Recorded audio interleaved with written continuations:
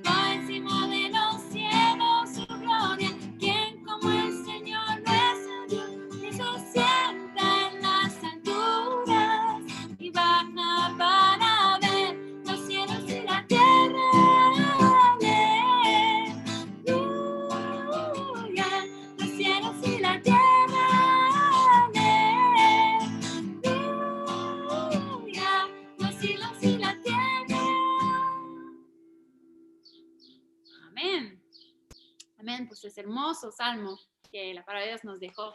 Terminemos con este tiempito de alabanza con la canción de Fija tus ojos en Cristo.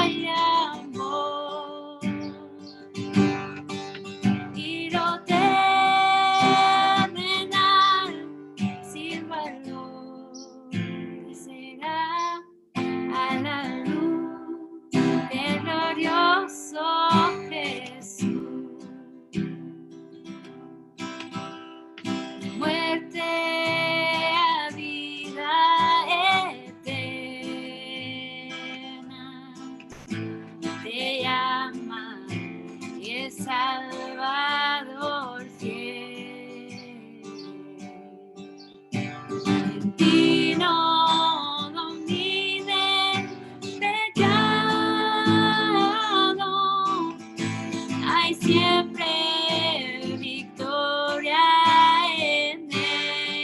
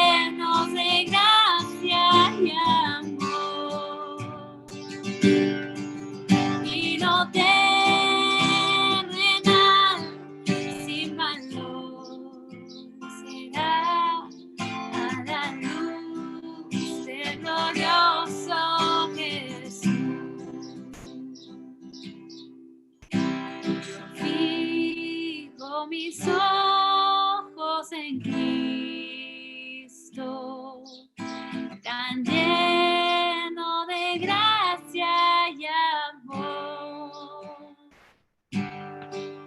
Ya no terminan,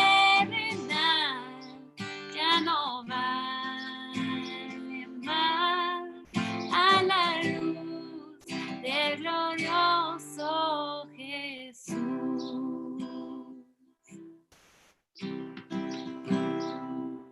Amén. Gracias. Y feliz día a las mamás.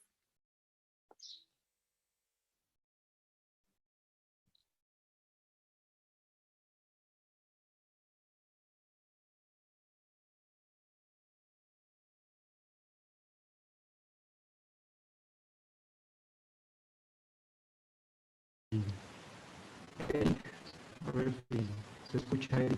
No sé. Ok, Ahí está. bueno, pues después de alabar al Señor, pues preparemos nuestro corazón, porque en esta mañana vamos a escuchar la palabra de Dios y vamos a pedirle a Uziel Campis que pueda compartirnos en esta mañana. Adelante.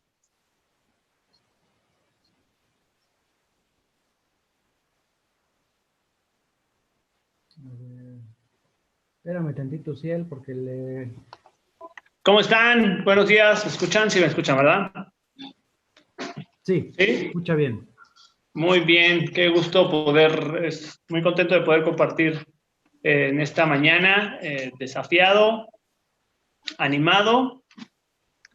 Es una bendición grande. Una gratitud al Señor, en especial, ¿verdad? En este día por la bendición de la maternidad. Solo las mujeres tienen ese privilegio de llevar vida en su vientre. Y felicidades a todas las mamás de la iglesia, y que hoy pueda ser un día de gratitud, de alabanza al Señor, ¿verdad?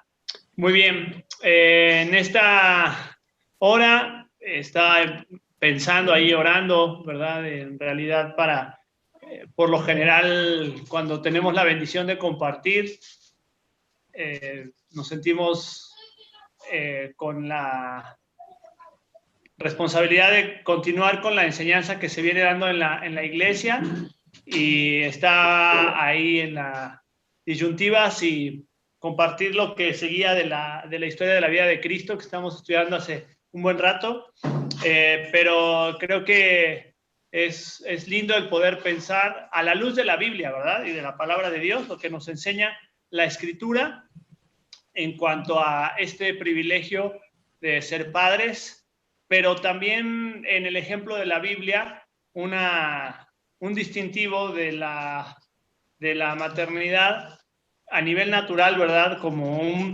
pareciera que Dios colocó un chip ahí integrado en su creación, ¿verdad? Para que la madre pudiera cobijar, cubrir, cuidar, de manera perseverante y constante, ¿verdad? Y hoy vamos a hablar de un poco acerca de ese distintivo, ¿no? De la resistencia y de la persistencia y de la perseverancia. No necesariamente, obviamente es un mensaje para las mamás. El tiempo con la palabra de Dios tiene que ser un tiempo de edificación para todos, ¿verdad? Pero sí creo que es válido desde la perspectiva de Dios honrar la maternidad y dignificar a la mujer, ¿no? Hoy que tanto se habla de esta cuestión de dignificar y vemos todo un movimiento que viene exigiendo derechos, es importante verlo desde la perspectiva correcta, ¿verdad? Y cuando nosotros nos acercamos a la Escritura, vemos que nuestro Dios es un Dios que dignifica y da honra a la mujer por diseño, por propósito y por llamado, ¿no? Y algo interesante es que, mira, te voy a pedir que abras tu Biblia ahí en Isaías, capítulo 66.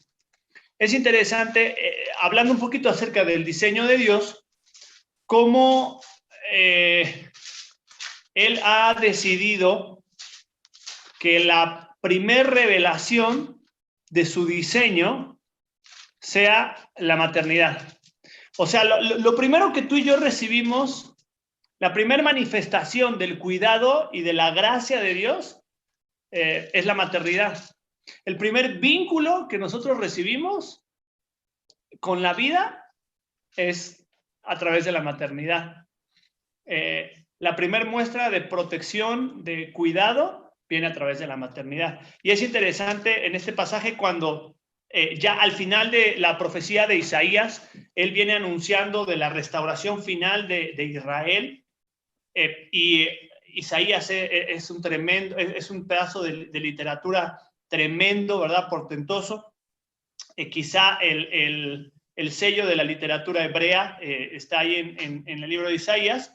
Y algunos recursos literarios que se utilizan para explicarnos acerca de cómo es Dios y cómo trabaja tienen mucho que ver con cómo Él se vincula con su pueblo a través de relaciones, ¿no? Dios es un Dios de relaciones y lo más valioso que tenemos son las relaciones. Y cuando Dios habla de sí mismo, muchas veces utiliza estas figuras paternas y maternas para explicarnos el vínculo que Él tiene con su creación. Y acá hay un ejemplo, fíjate, Isaías capítulo 66, en el versículo 13, dice la Biblia, como aquel a quien consuela su madre, así os consolaré yo a vosotros. Cuando Dios quiere hablar acerca del consuelo eterno que Él va a traer a su pueblo, es interesante ver cómo Él lo compara con el consuelo de una madre a un hijo, ¿no? Hoy en la mañana, Ayelén quería ayudarle con el desayuno a Dana y a Zoe, que estaban preparándole ahí a su mamá el desayuno, y se quemó en el sartén, ¿verdad? Se quemó un poquito su dedo, ¿verdad? Y yo le dije, ya, mamita, no pasa nada, le di un beso y ella siguió llorando, ¿verdad? Ella estaba esperando el consuelo de su mamá, ¿verdad? Y hasta que su mamá se sentó, la abrazó, le puso una pomada en el dedo, ¿verdad? Y la cobijó en sus brazos, ahí es cuando Ayelén dejó de llorar, ¿verdad? Y sonrió, ¿verdad? Porque es esa imagen también en cuanto al consuelo de Dios, y es interesante los recursos que el Señor utiliza para explicarnos cómo es su consuelo, ¿no? El Señor Jesús, por ejemplo, decía, cuando hablaba del anhelo por juntar a su pueblo, dice, ¿cuántas veces los he querido juntar como la gallina junta sus polluelos? Él pone un ejemplo de la maternidad para hablar de el ansia y el deseo de Jesús de juntar a los suyos, ¿no? Cuando el salmista habla de las maravillas del diseño de Dios, él dice, pues tú me hiciste en el vientre de mi madre, ¿no? Y formidables, maravillosas son tus obras, ¿no? Te alabaré porque al ver ese diseño tuyo de la creación, estoy maravillado, ¿no? Y es interesante, yo pensaba un poquito cómo también la maternidad ha sido puesta a prueba en este tiempo, ¿verdad? Yo creo que las que son mamás y tienen hijos ahí entre los 0 y los 10, 11 años, pues su maternidad ha sido puesta a prueba al extremo, ¿verdad? En este tiempo. Sefi se ríe, ¿verdad? Y tiene ahí estamos aprendiendo en el proceso y ha sido una escuela intensiva en este tiempo para los que somos papás. Pero Dios ha puesto a prueba también la bendición que implica transmitir verdad y sembrar verdad a nuestros hijos, ¿no? Y obviamente en nuestro contexto y en nuestra cultura se guarda un día porque también tiene fines mercadológicos y de ventas, ¿verdad? Pero creo que vale la pena estudiar a la luz de la Escritura lo que es el propósito de Dios para nosotros a través de esto, ¿no? Antes de saber que todo esto se nos venía, les comparto que el tema para nuestro campamento de verano era precisamente el tema de la resistencia, ¿no?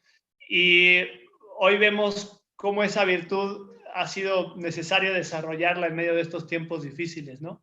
Y yo quisiera que viéramos, pues, a manera de una reflexión, el ejemplo de 3 mujeres en la Biblia, 3 madres en la Biblia, que son a través de su fe, de su obediencia y de su confianza en Dios, nos enseñan un poquito cómo resistir en esos tiempos de crisis, ¿no? Así que vamos a ver el primer caso está ahí en 1 Samuel. Vamos a ver 3 mujeres. Vamos a ver a 3 mujeres de la Biblia y cómo estas mujeres nos enseñan a confiar en Dios, a obedecer a Dios y a mantenernos firmes en el Señor, ¿no? La primera está en 1 Samuel. Primer libro de Samuel, en el capítulo 1, nos cuenta la historia de un hombre que se llamaba Elcana y que tenía 2 mujeres, ¿verdad? Tenía 2 esposas. Si bien la Escritura nunca aprueba ni promueve la poligamia, no hay ningún versículo en la Escritura que respalde esta práctica. Era muy común en aquellos tiempos de la Biblia, era muy común dentro de la misma cultura. Es posible que este hombre había tomado a su segunda mujer porque Ana no podía tener hijos, ¿verdad? Y no hay ninguna justificación en la Escritura que diga que eso era correcto, que tener más de una esposa es aprobado, pero era la realidad que le tocó vivir a Ana. A Ana le tocó vivir el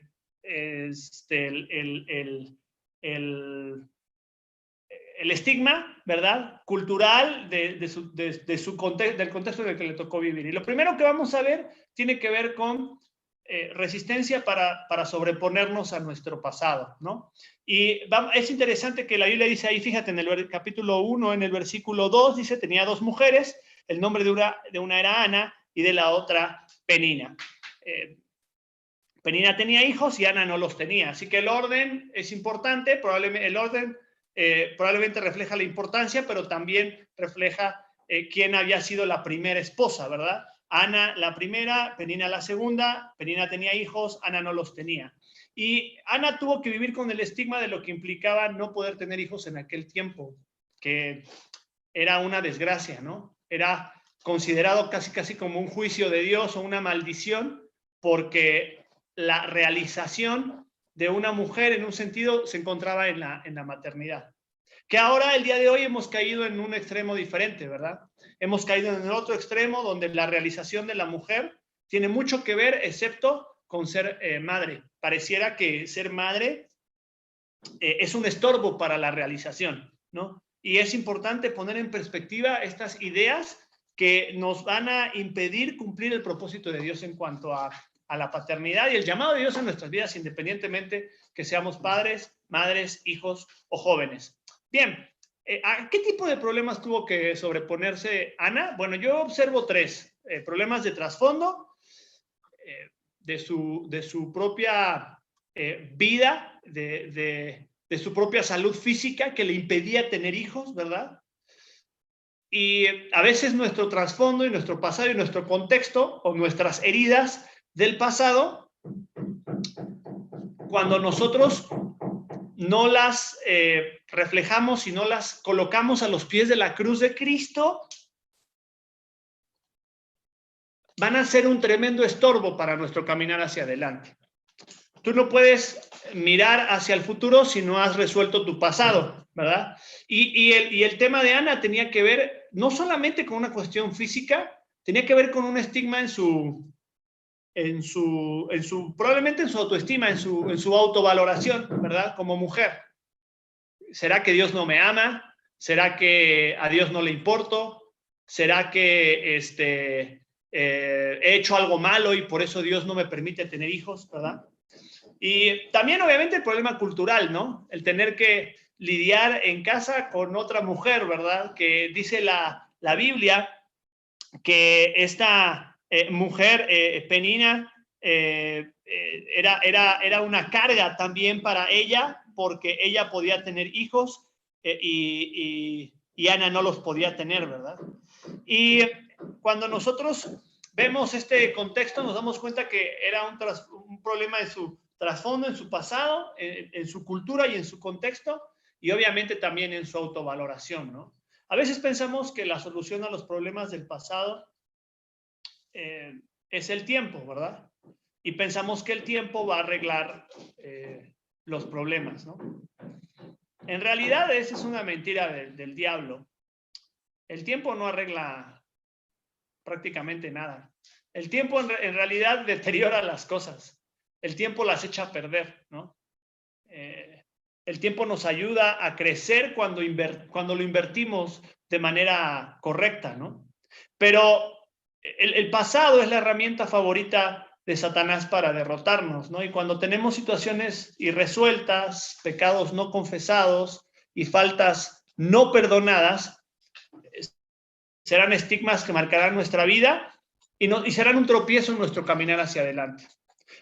Cuando nosotros venimos a la cruz y venimos a Cristo y entendemos que Cristo transforma nuestro pasado, y hay una frase que utiliza el pastor Rick Warren que dice, Dios no desperdicia heridas, ¿no? Es una frase que a mí me gusta porque da la idea de que Dios aún utiliza mi estigma, mi pasado, para glorificarse él a sí mismo. Y así ocurrió en la vida de Ana, ¿no? Dios está esperando que con el poder de Cristo, tú y yo podamos sobreponernos a esas tormentas y aún a las más atroces, ¿no? Por algo dice la Biblia que en Él somos más que vencedores, ¿no? Y no hay situación en la cual no pueda sobreponerme en el poder de Cristo, ¿no? Fíjate, acá en el mismo libro de 1 Samuel, fíjate en el capítulo 2, ahí en el capítulo 2, ¿verdad? Cuando Dios responde su oración y en todo su peregrinar, porque es un proceso, ¿no? O sea, no es de que Dios le dijo a Ana, sí, está bien, Ana, vas a tener un hijo y se te van a resolver tus problemas. Dios fue trabajando en su vida y en su corazón, así como lo hace contigo y conmigo. Y en el versículo 2, cuando ella ve todo el proceso de lo que Dios ha hecho en su vida, dice, versículo 1, mi corazón se regocija en Jehová, mi poder se exalta en Jehová. Versículo 2, no hay santo como Jehová, porque no hay ninguno fuera de ti y no hay refugio como el Dios nuestro, ¿no? Cuando tú vas ahí al Salmo 61, dice, cuando estoy lleno de angustia y lleno de afán, dice, ¿a dónde voy? Llévame a la roca, ¿verdad? Que es más alta que yo. Cuando la situación te sobrepasa, cuando estás abrumado por el contexto, ahí el salmista dice, desde el cabo de la tierra clamo a ti, desde el lugar más recóndito. Literalmente significa desde el lugar donde menos me gustaría estar, y estoy, ¿verdad? A eso se refiere el Salmo 61. Cuando mi corazón desmayare, da la idea de desfallecer y de ser abrumado, ¿verdad? De que la situación te rebasa, ¿no? Y dice, voy a la roca que es más alta que yo. Fíjate lo que dice ahí en el versículo 2, cuando dice, en el capítulo 1, en el versículo 15, cuando Elí le dice, oye, ¿qué te pasa, mujer? Estás borracha. Ella estaba a la puerta del templo, clamando a Dios, pidiéndole a Dios misericordia para poder tener un hijo. Y Ana le dice, no, señor, le dice al sacerdote, le soy una mujer atribulada de espíritu, y no he bebido vino ni sidra, sino que derramado mi alma delante de Jehová. Derramado mi alma delante de Jehová. Qué hermoso es cuando tú y yo podemos echar nuestro pasado a los pies de la cruz de Cristo, ¿no? Pero la verdad es que es triste ver a creyentes esclavos de su pasado, de la culpa, del rencor, como si esa herida tuviera más peso que la misma cruz de Cristo, ¿verdad? Cuando tú y yo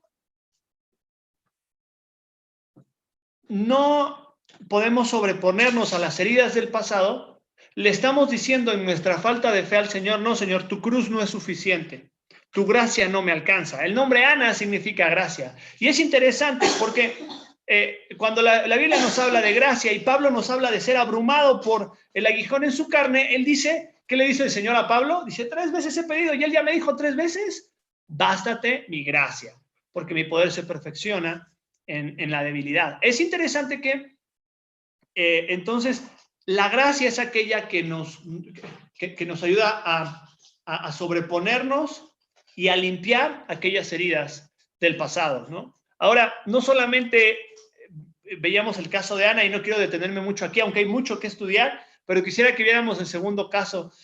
¿Cómo puedo desarrollar esa resistencia? Bueno, primero, resuelve cuestiones de tu pasado que están siendo un estorbo, ¿no? Y eso a través de la gracia del Señor. No puedes enfrentar el presente si no has resuelto tu pasado. Pero bueno, en segundo lugar, vamos a ver a otra mujer. Aparece ahí en el libro de Éxodo.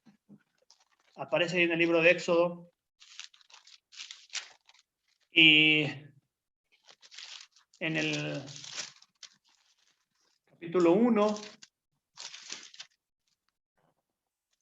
capítulo 2, dice que había un varón de la familia de Leví que tomó por mujer a una hija de Leví, a la que concibió y dio luz un hijo, y viendo que era hermoso, le tuvo escondido 3 meses, pero no pudiendo ocultarle más tiempo, tomó una arquilla de juncos y la calafató con asfalto y brea, y colocó en ella al niño y lo puso en el carrizal a la orilla del río. Y aquí nos cuenta la historia de la vida de Moisés, ¿verdad? Y vemos a esta mujer, cuyo nombre era Jocabed, que significa la gloria de Jehová.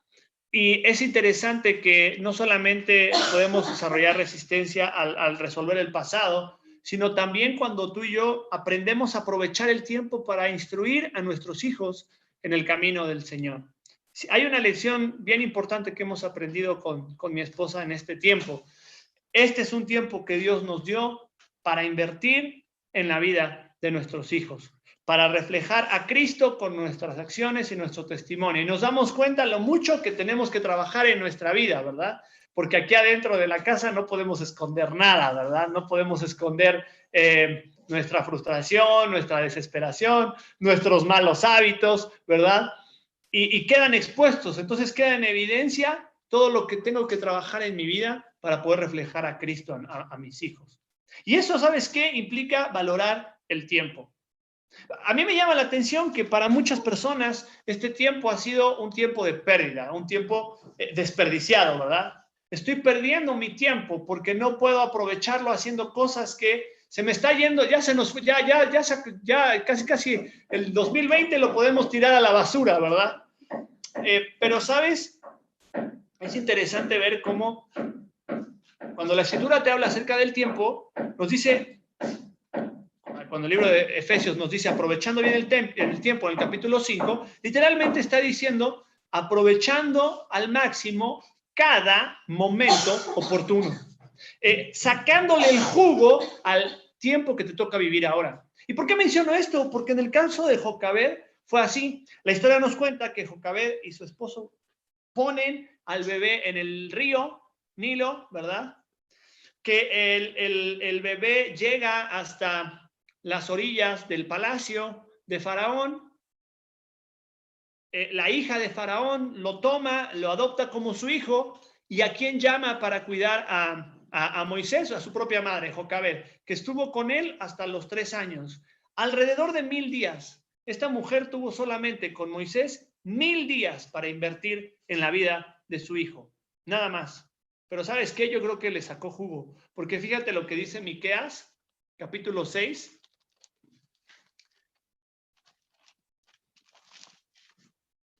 Fíjate lo que dice Miqueas, capítulo 6. En el versículo 4 dice, porque yo te hice subir de la tierra de Egipto y de la casa de servidumbre te redimí. Habla Dios al pueblo de Israel. Y dice, y envié delante de ti, ¿a quién? A Moisés, a Aarón y María. Es interesante que estos 3 personajes fueron hijos de la misma madre, ¿no? Es interesante también ver cómo esta mujer, cuyo nombre no es muy conocido y que no se habla tanto de ella cuando se hablan de grandes mujeres de la Biblia, sembró la verdad en 3 tremendos hombres de Dios que llevaron adelante a toda una nación.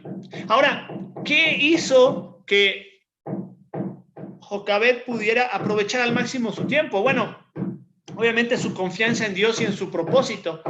acuérdate que Hebreos capítulo 11 nos habla, es aquel gran capítulo de la fe, ¿no? Pero dice la Biblia que por la fe Moisés fue escondido durante 3 meses y sus papás vieron que había sido un niño hermoso, fuera de lo común, y no tuvieron temor de desobedecer a la orden del rey. Ahora, cuando dice acá que por la fe Moisés, obviamente no nos está hablando de la fe de Moisés. Nos está hablando de la fe de los padres de Moisés. Nos está diciendo que la fe de sus padres les hizo mirar hacia adelante y sembrar en ese momento en la vida de su hijo. Cuando tú obras en fe, enciendes una llama que se transfiere a tus hijos y a los hijos de tus hijos.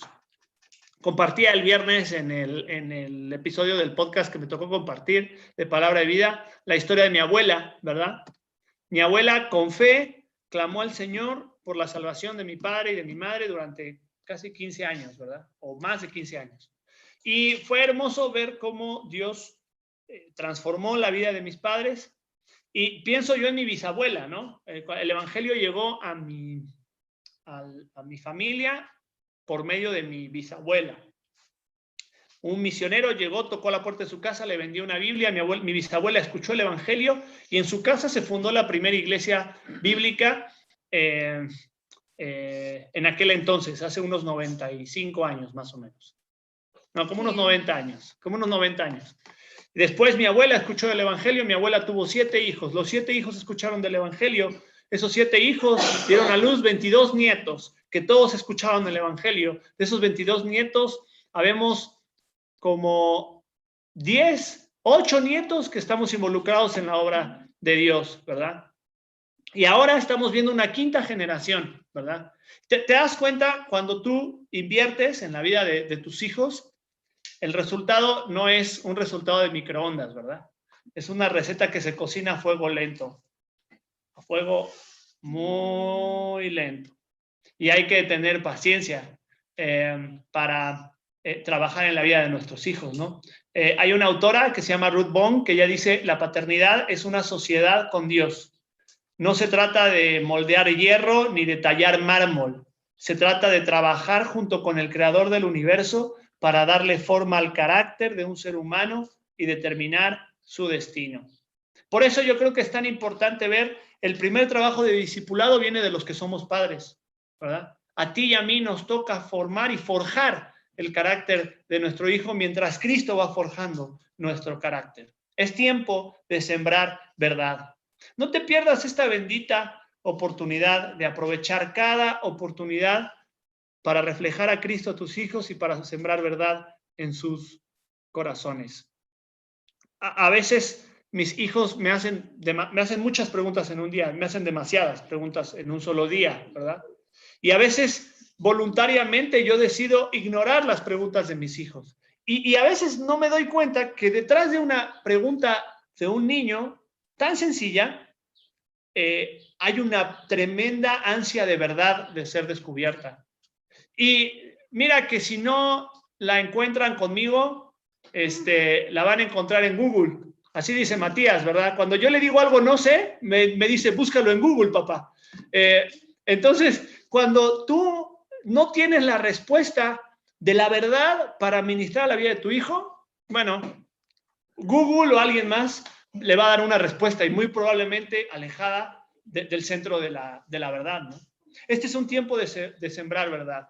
No sabemos qué tendrá Dios para nuestros hijos mañana, así que aprovecha el tiempo que tengas hoy.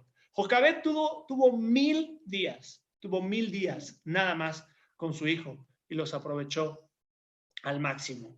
La palabra de Dios es el consejo infalible para criar a nuestros hijos y muchos te van a decir, obviamente, los que somos padres, ¿no? Un consejo para padres y los que no también, porque oramos que sean padres. Cuando tú estás por embarazarte o estás por tener tu primer hijo, híjole, uno escucha consejos de la abuela, del tío, de la tía, de fulano, de sutana. Bueno, que tu primer fuente de consejo sea la palabra de Dios. Me llama la atención el ejemplo de esta mujer, Jocabed. Y hay un testimonio que leí hace algún tiempo que me impactó. Hay un escritor, si ustedes tienen chance de leer sus libros, son libros muy profundos, son teológicamente bien profundos, el doctor Campbell Morgan, y él tuvo 4 hijos que también fueron predicadores. Uno de ellos, Howard, el más joven, también fue considerado un gran predicador. Y una vez él ocupó el púlpito de su padre mientras su papá estaba viajando a Inglaterra para predicar allá. Y alguien quería averiguar lo que pensaba Howard, ¿verdad? Y le preguntó, oye, Howard, ¿quién es el mejor predicador de tu familia? Y sin dudarlo ni un momento, Howard dijo, mi madre. La mamá de Howard había sembrado el ejemplo de Cristo en la vida de sus propios hijos, ¿no? Siempre me gusta, cuando leía yo la biografía de Susana Wesley, si ustedes tienen chance de leer la biografía de Susana Wesley, que obviamente eran otros tiempos, eran otras realidades, Susana Wesley enseñó a leer y a escribir a cada uno de sus 19 hijos con la escritura, con la palabra de Dios. De ahí vemos a tremendos hombres de Dios, como Carlos Wesley, como Juan Wesley, el fundador del metodismo, un corazón compasivo y misericordioso como el de Juan Wesley, que hizo una obra misionera y de servicio social tremenda a través de la fundación del metodismo. Y todo eso surge del corazón de una mujer que aprovechó al máximo el tiempo. Pero vamos a ver un ejemplo más. Veamos el ejemplo de Ana, la gracia de Dios que nos ayuda a sobreponernos del pasado, el ejemplo de Jocabed, que nos ayuda a ver la importancia de resistir firmes, aprovechar el tiempo para instruir a nuestros hijos. Y por último vamos a ver el ejemplo de otra mujer, ahí en Lucas, obviamente en otra etapa de la vida, en una etapa de la vida diferente a la de Ana y la de Jocabed. Vemos a esta mujer en Lucas capítulo 1, en el versículo 5, que dice, hubo en días de Herodes un sacerdote llamado Zacarías de la casa de Abías, su mujer se llamaba Elizabeth, eran justos delante de Dios y andaban irreprensibles en sus mandamientos y ordenanzas, pero no tenían un hijo porque Elizabeth era estéril y ambos eran ya de edad avanzada. Ahora, esta escritura nos enseña 2 cuestiones, ¿verdad? En primer lugar, nos habla de un estigma muy parecido al de Ana, que era una mujer estéril, pero a diferencia de Ana, las oraciones de Elizabeth no habían tenido la misma respuesta que las de Ana habían tenido. Yo siempre me pregunto, ¿habrá orado Elizabeth con menos fe que Ana y por eso tuvo un hijo ya más grande? ¿Habrá sido la fe de Elizabeth más pobre que la de Ana? Yo creo que no. Y yo creo que Dios se glorifica en cada circunstancia de nuestra vida, en medio de lo que Él nos ha colocado a poder vivir, ¿no? Y es interesante ver cómo ella podía tener tal comunión con Dios que le permitieron durante años descansar en Dios y en su propósito. Aquellas cosas que nos permiten mantenernos firmes, aunque no las entendamos. Y escucha bien, porque esto es importante. Muchas veces nosotros como creyentes decimos, bueno, Dios, pero yo quiero explicaciones, ¿verdad? Yo quiero razones. A mí dime el por qué, ¿verdad? Y, ¿sabes? Creo que la gran mayoría de las oportunidades, Dios decide ocultar su propósito y sus planes porque Él es Dios y nosotros no, ¿verdad? Y Él decide de alguna forma no revelar todo lo que son sus proyectos y sus planes para nosotros. Pero lo que sí espera de ti y de mí es que aprendamos a confiar y descansar en Él, ¿no?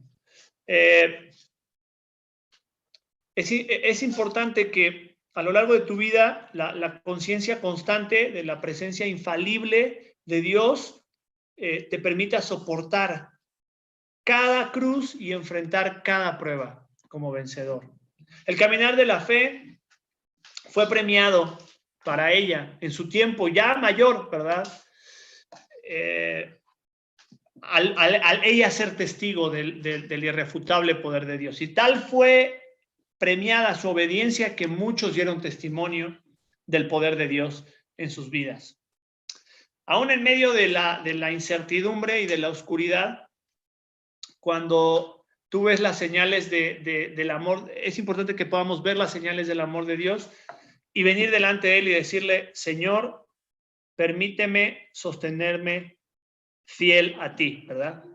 Cuando tú vas al Salmo 42, en el versículo 5, el salmista se pregunta a sí mismo, ¿verdad?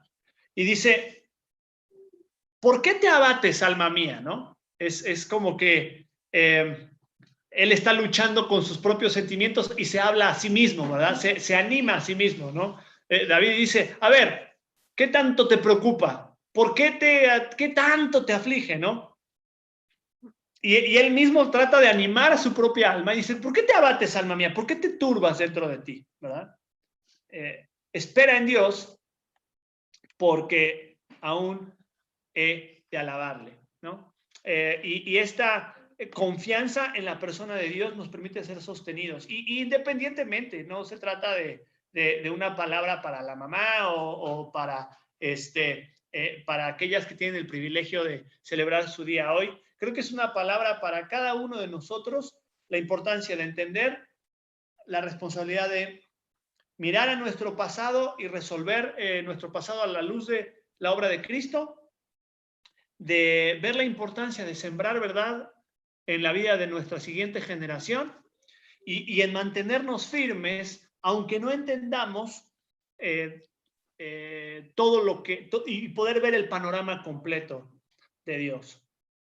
Estaba yo escuchando en la mañana, estaba yo leyendo una historia de un, a lo mejor lo han escuchado ustedes, es de un boxeador, bueno, de dos boxeadores. A lo mejor a algunos de ustedes les tocó pelear a Mike Tyson en los 80s, principios de los 90s, un boxeador de peso completo, tremendo, rapidísimo, muy potente, ¿verdad? Y por ahí del 88, 89, después de casi un año de ausencia, Mike Tyson iba a volver a las peleas y él volvió contra un hombre que era un peleador él se iba preparado para una pelea mayor, así que peleó contra un hombre de medio bagaje, ¿verdad? Que ya tenía algunas peleas perdidas, se llamaba Buster Douglas.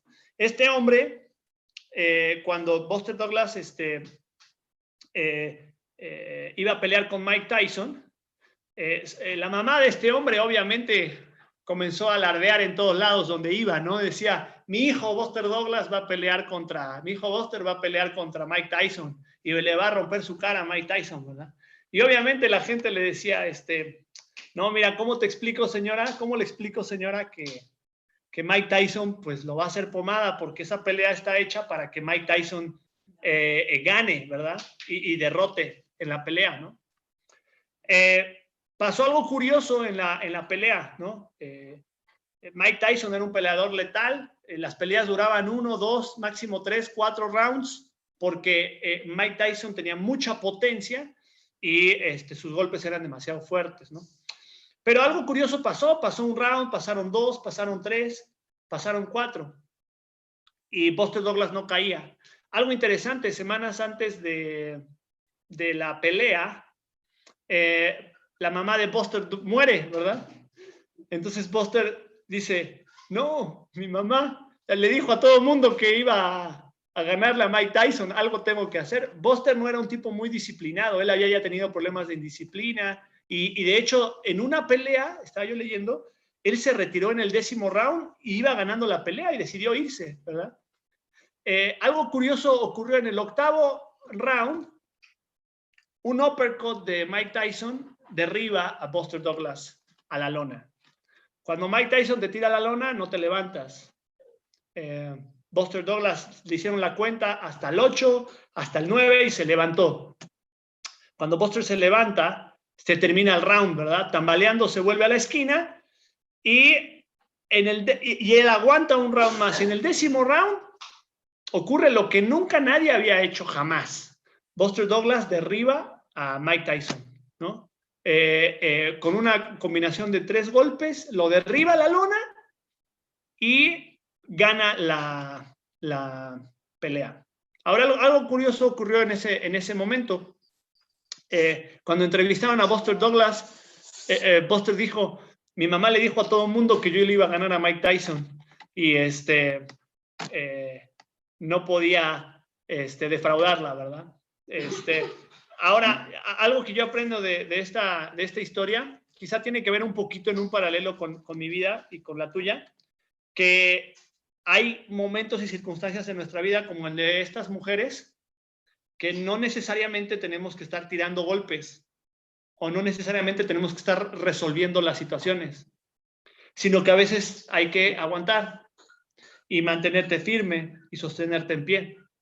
Es hermoso pensar que lo que nos sostiene a nosotros como hijos de Dios en pie es la gracia de Dios, como mencionábamos, su palabra y los recursos que Él ha puesto a nuestro alcance. Que seamos nosotros, tú y yo, animados a ser sostenidos por su gracia, a reflejar a Cristo a esta nueva generación. Algunos como padres terrenales y humanos, pero también algunos como padres espirituales. Y también sostengámonos firmes en medio de la adversidad, aunque no entendamos el porqué de la prueba, ¿verdad? Mantengámonos ahí en guardia, resistentes, esperando en Dios, como decía el Salmo 42. ¿Oramos? Vamos a darle gracias a Dios. Señor, quiero darte gracias por la bendición de venir ante tu palabra en esta hora. Te doy gracias porque nos recuerdas que en medio de la turbación, en medio de la circunstancia que nos toca vivir, Señor, tú no dejas de ser el mismo, tu gracia no deja de obrar, Señor. Permítenos examinar nuestro corazón a la luz de ella. Padre, yo te ruego que si hay algo en nuestro pasado que tiene que ser resuelto, Señor, este sea un día también para venir delante de ti. Si hay pecado sin confesar, si hay ofensas sin perdonar, si hay conversaciones y charlas que necesitan ser retomadas, Señor, que también tu Espíritu Santo nos esté redarguyendo en este momento. Señor, gracias por las personas que has puesto a nuestro alrededor para reflejar a Cristo, algunos de nosotros, a nuestros propios hijos, algunos también a nuestros vecinos, a hijos espirituales, Señor. Ayúdanos como lo hizo Jocabed, a aprovechar el tiempo y redimirlo al máximo. También, Señor, oramos para que podamos ser sostenidos por tu gracia, Señor, en fidelidad a tu palabra, sabiendo de que tu propósito es más glorioso de lo que nosotros podemos ver como una necesidad. Te damos gracias y te alabamos en el nombre de Jesús. Amén. Antes de